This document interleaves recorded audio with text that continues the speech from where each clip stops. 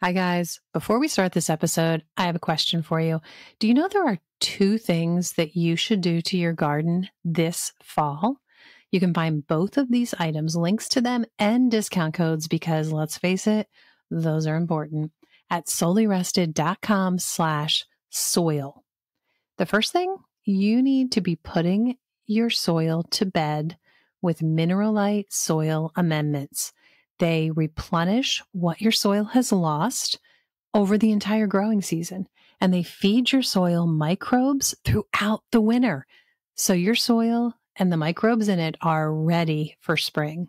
The second thing you need to do is do a soil test.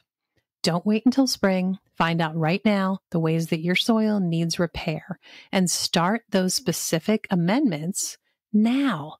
By the way, the soil test is going to tell you exactly what you need to know. That's why this is the only soil test that I recommend. So those amendments that you make will be able to take effect now and throughout the entire long winter. By the way, my extra tip, while you're there, order 2 soil test kits so that you have one on hand to retest next summer and see how things are going. Go to soulyrested.com/soil and check out both of these. Hi, guys. Welcome to the Simple Doesn't Mean Easy podcast. We are here chipping away at simplifying things a little, one day at a time, one simple step at a time. I'm your host, Michelle Visser. And today we're going to chat about my response to some comments I've gotten a lot of recently. And I'm hoping that in the end, this is very encouraging to you. It's going to cover a topic that's been difficult for me my whole life, honestly. I've always been a glass half empty kind of person. I'm not proud of it. And I have definitely improved. It's taken me a couple decades of working at it. I'm going to tell you my secret, but I'm still naturally inclined or bent that way. Just a fact. And the more that I recognize it, the better my response typically is, if that makes sense. So today's episode is about contentment, how it can be the absolute hardest, yet it truly is the easiest thing of all. So stick with me. I hope you are encouraged. So it has been so busy around here the past, I was going to say week. I guess it's been more like 2 or 3 weeks, honestly. I'm finally getting to the point that the counter and the table are not covered in garden surplus. I can actually use my table now and I can see my counter. I am very blessed that we have a front porch that's enclosed with screens and we have a table out there. So this time of year, actually all summer, we spend most of our time on the front porch. But it's okay that my kitchen is so overrun with garden surplus that I can't see the counter or the table some days, because at least we can go sit down at the table on the porch. And I try very hard to not allow any overflow to go out and get piled on that table, because then we're in trouble. But I'm absolutely not complaining. It is such a great time of year. It's easy to, I just realized this whole episode is about being content. And I just said, but I'm not complaining.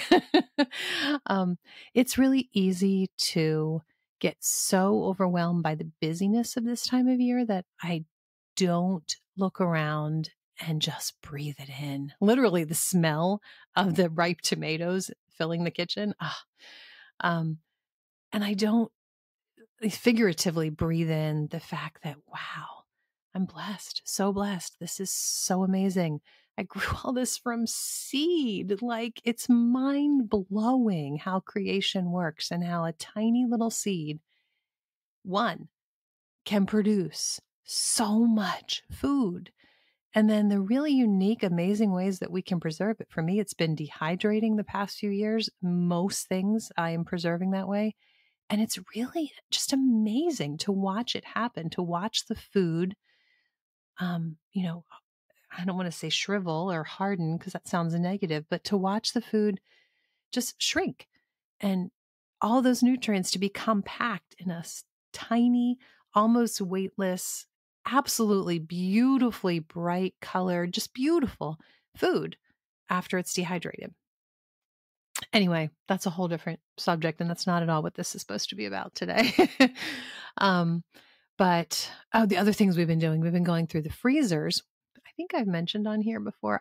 We have 4 freezers. Well, 5 if you count the one that everybody has in their refrigerator, like that's in their kitchen, that's part of the refrigerator. There's that one too. That would be our 5th one, but I don't count that one.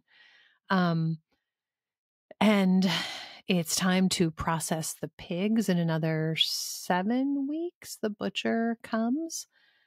He's a great friend. It's just amazing that up till their very last minute, the very last breath, these pigs that we've raised from infancy have no worries, no stress.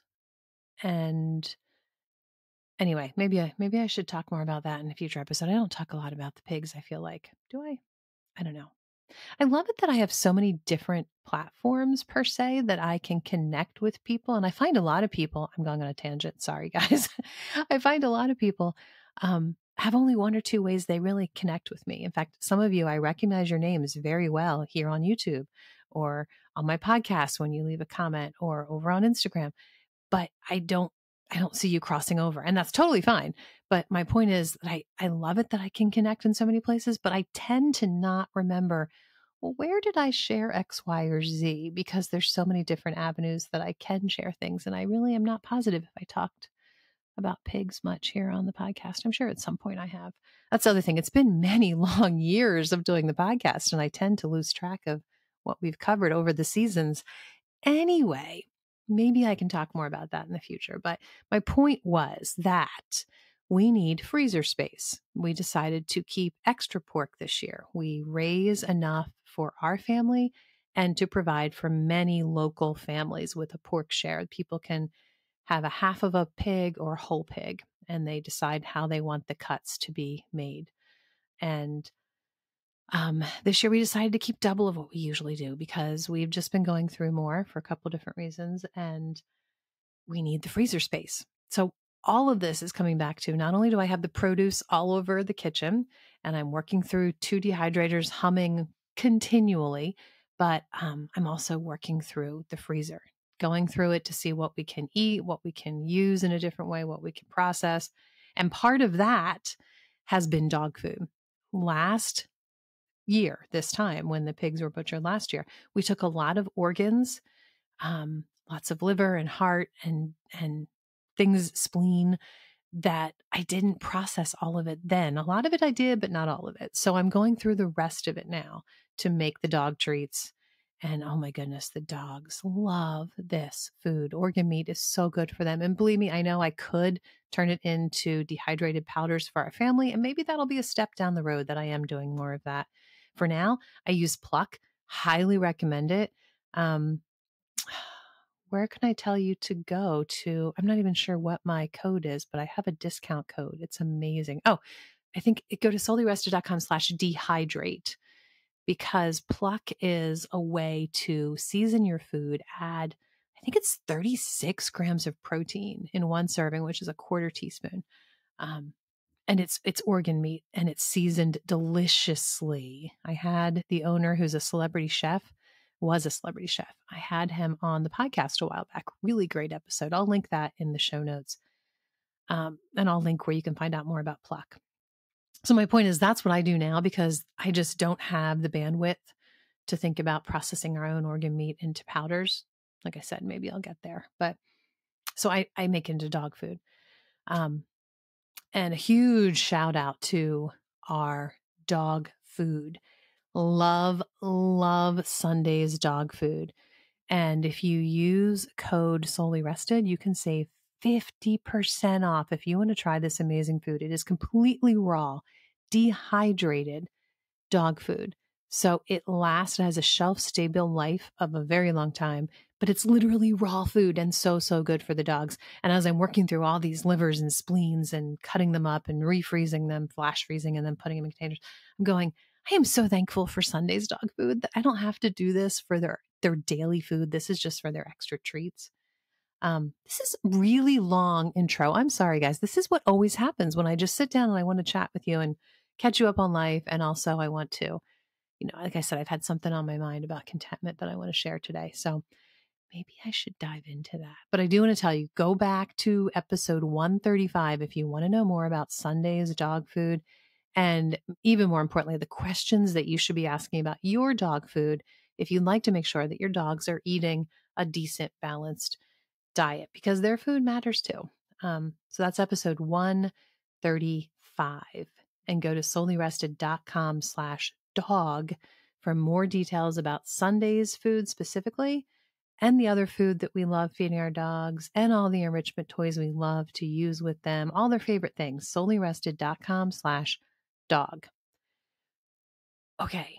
You know what? There's one more thing I want to tell you before before I dive in.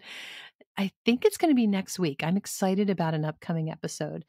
A friend is coming on, and we are talking about, is it 5, 6 different things that can totally up level your family's fall and winter, help you fight off the colds and the flu that, is crouching at the door. You got the stuffy nose in the morning and you feel it. I do. The cold's coming on that you just want to avoid, because winter, it's just a hard time to be down with a cold and it to cycle through the family. So don't miss this upcoming episode. I'm pretty sure it'll be next week.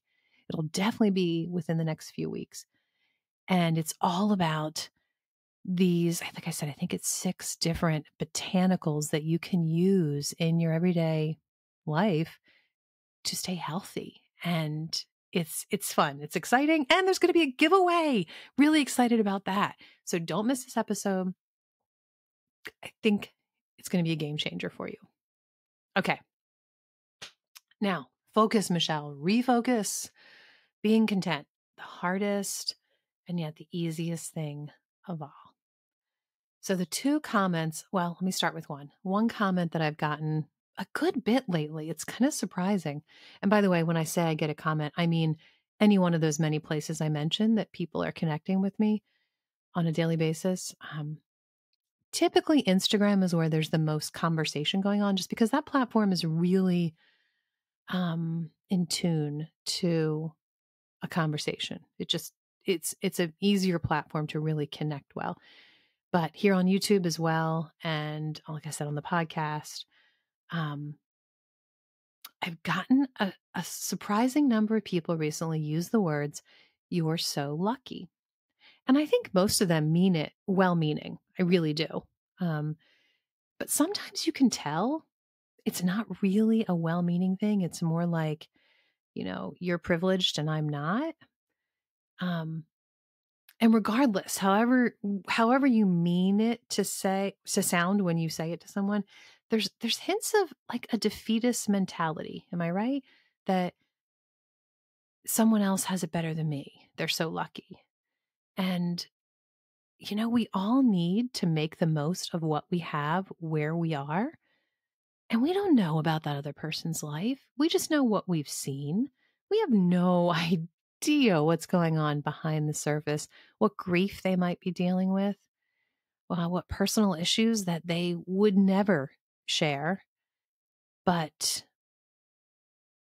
really chips away at their core, really makes their daily life hard. But all you see is the sunshine and rainbows of their life, and you think they're so lucky. But be careful, friend. Be careful to not wish too badly you were in someone else's shoes, unless you've actually been able to walk a mile in their shoes.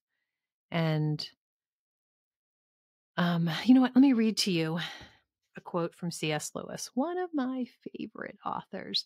This, I think, will put a little bit of perspective to what I'm trying to say here. The real problem comes where people do not usually look for it. It comes the very moment you wake up each morning.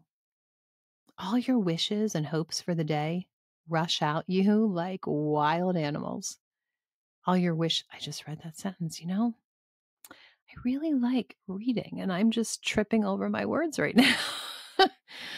Let me just start again. The real problem with life comes where people do not usually look for it. It comes the very moment you wake up each morning. All your wishes and hopes for the day rush at you like wild animals. And the first job each morning consists simply in shoving them all back, in listening to that other voice, taking that other point of view, letting that other larger, stronger, quieter life come flowing in, and so on, all day. Standing back from all your natural fussings and frettings, coming out of the wind. We can only do it for moments at first.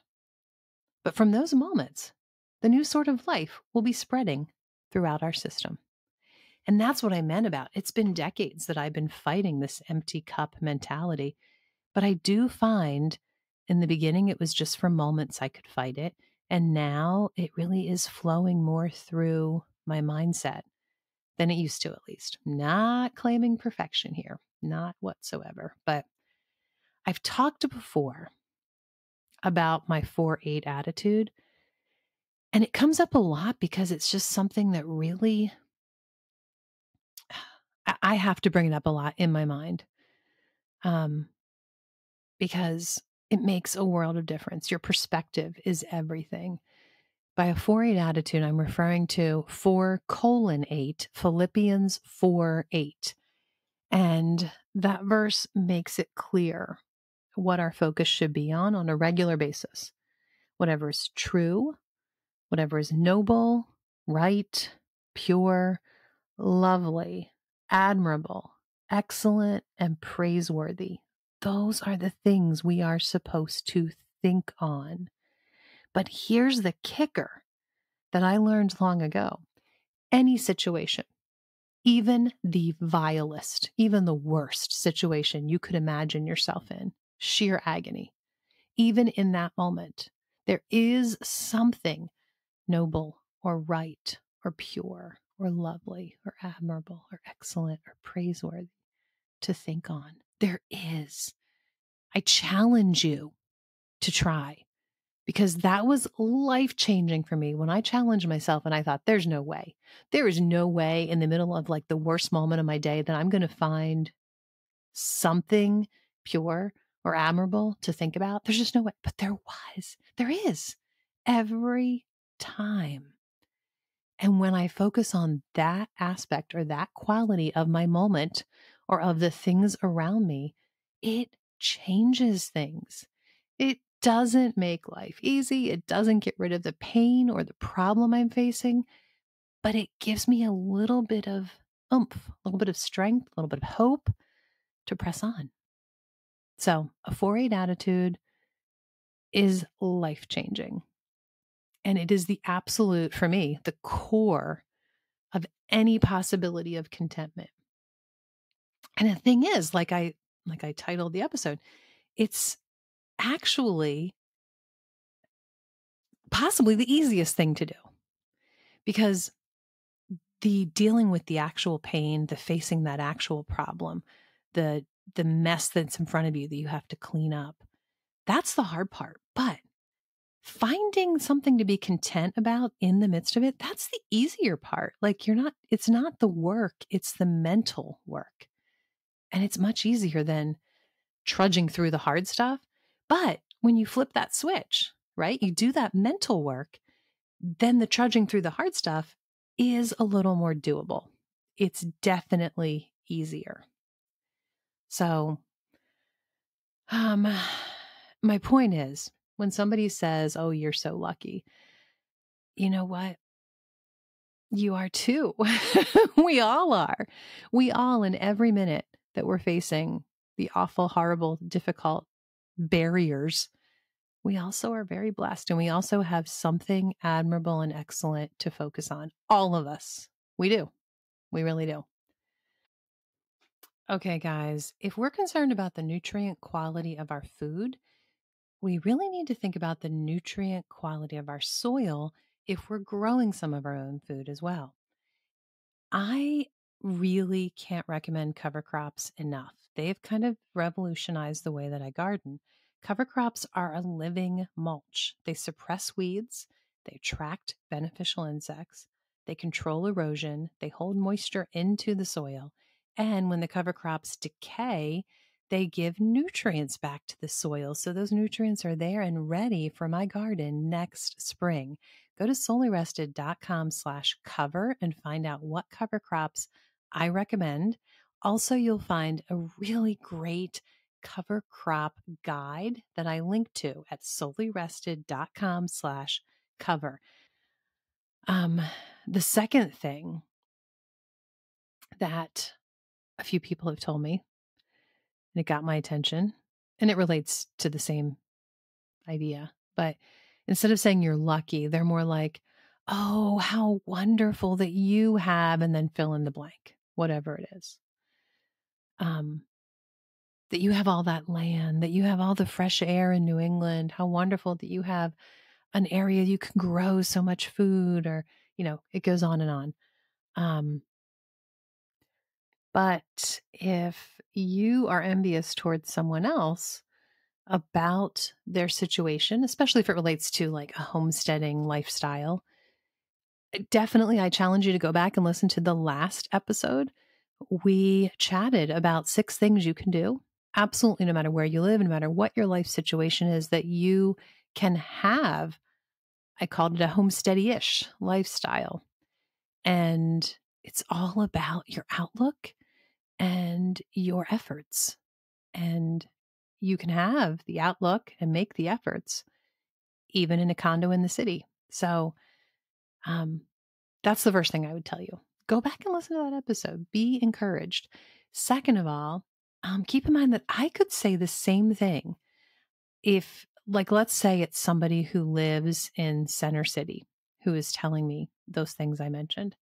I could say, how wonderful for you that you can walk to 5 major grocery stores and 2 farmers markets on the weekend.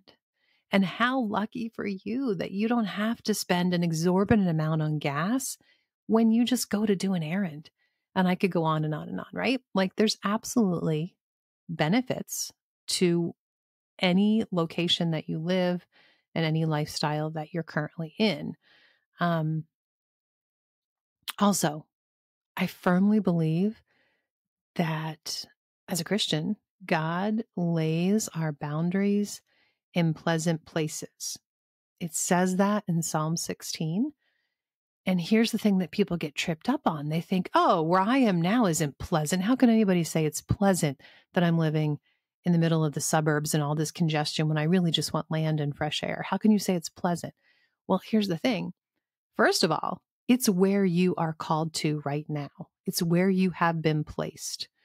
So it is correct for you. It's different for you than someone else, but figure out the reason, figure out the why. What are you supposed to be doing where you are? What work do you have to do right there?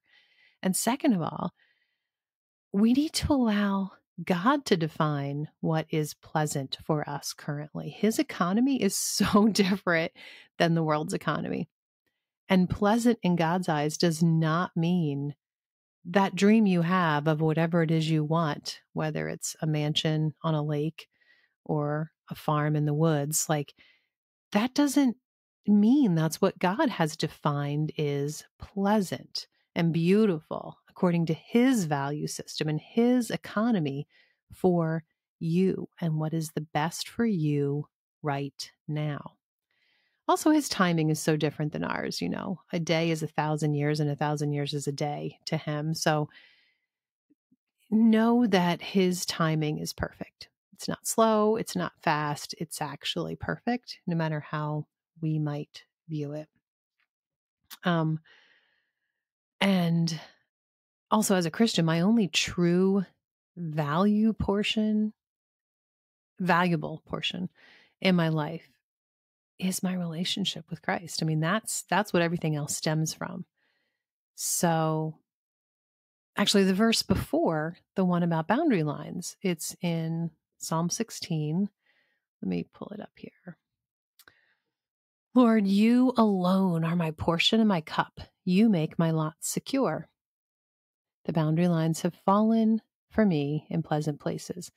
Side note, keep in mind, this is David writing this, and he didn't always live in a palace and serve the nation of Israel as king.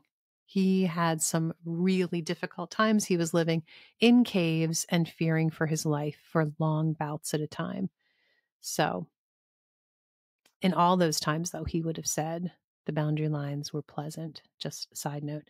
But since I have like the security that I do in God, I can be secure and content, and I can long to be active where I am.